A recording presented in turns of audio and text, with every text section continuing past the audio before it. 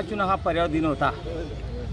राज्याचे उपमुख्यमंत्री आदरणीय एकनाथ शिंदे साहेब, कल्याण लोकसभेचे मान्य खासदार श्रीकांत शिंदे, कल्याण जिल्हा प्रमुख आदरणीय गोपाळ नांदगे साहेब आणि या भागात ज्येष्ठ उपनेते दशरथ पाटील यांच्या नेतृत्वाखाली काम करून आज आपण आमचा संकल्प आहे का खारगाव पाशी या भागात संपूर्ण भागामध्ये 400 ते 500 झाडं आपण लावणार आहोत।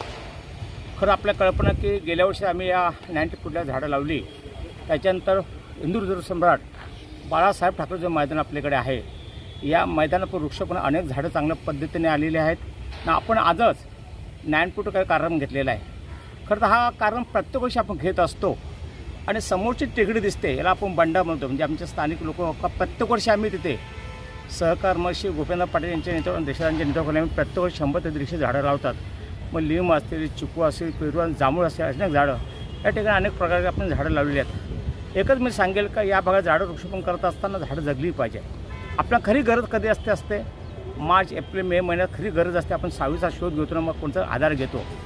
माझ्या झाडाप्रेमींना विनंती राहील की या भागातील ज्येष्ठ नागरिक पण आमच्याबरोबर आहेत, विनंती आहे की आपण प्रत्येकाने जसं शाळेमध्ये आपण एक झाड दत्तक घेतलं त्याच पद्धतीने या भागात प्रत्येकाने झाड एक दत्तक घेतं। सकाळी येऊन जरी येऊन गेलात आणि त्याला पाणी जरी टाकलात तर एक मी बघतो काही संस्था या भागामध्ये पार्शिकला आहेत, त्या चांगल्या पद्धतीने झाडं वृक्षारोपण करतात।